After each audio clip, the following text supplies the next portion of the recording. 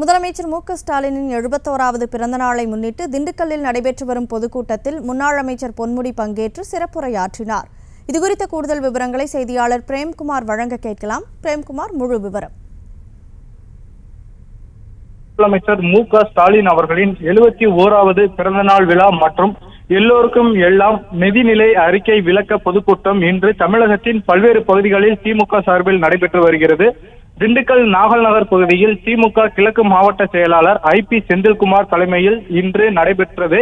இதில் சிறப்பு விருந்தினர்களாக ஊரக வளர்ச்சித்துறை அமைச்சரும் திமுக துணை பொதுச் செயலாளருமான ஐ. பெரியசாமி மற்றும் முன்னாள் உயர்கல்வித்துறை அமைச்சர் திமுக துணை பொதுச் செயலாளர் பொன்முடி ஆகியோர் கலந்து கொண்டு சிறப்புரையாற்றினர். மேலும் நிகழ்ச்சியில் திண்டுக்கல் பாராளுமன்ற உறுப்பினர், திண்டுக்கல் மேயர், துணை மேயர் உள்ளிட்ட பலரும் கலந்து கொண்டனர். நிகழ்ச்சியில் பேசிய முன்னாள் அமைச்சர் பொன்முடி அவர்கள், தற்பொழுது நடைபெற்று வரும் திராவிட மாடல் ஆட்சியில் ஏழை எளிய மக்களுக்கு பல்வேறு பயனுள்ள திட்டங்களை கொண்டு சென்றிருப்பதாகவும் விவசாயிகளுக்கும் பல்வேறு வகையில் பயன்பெறும் வகையில் நடைபெற்றுக் கொண்டிருப்பதாக தெரிவித்தார். கனிமொழி.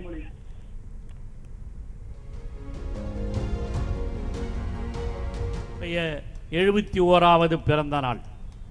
அது மட்டுமல்ல, கலைஞருடைய 100வது ஆண்டு நடைபெறுவதும் இந்த ஆண்டு தான், இந்த விஷயம்தான்.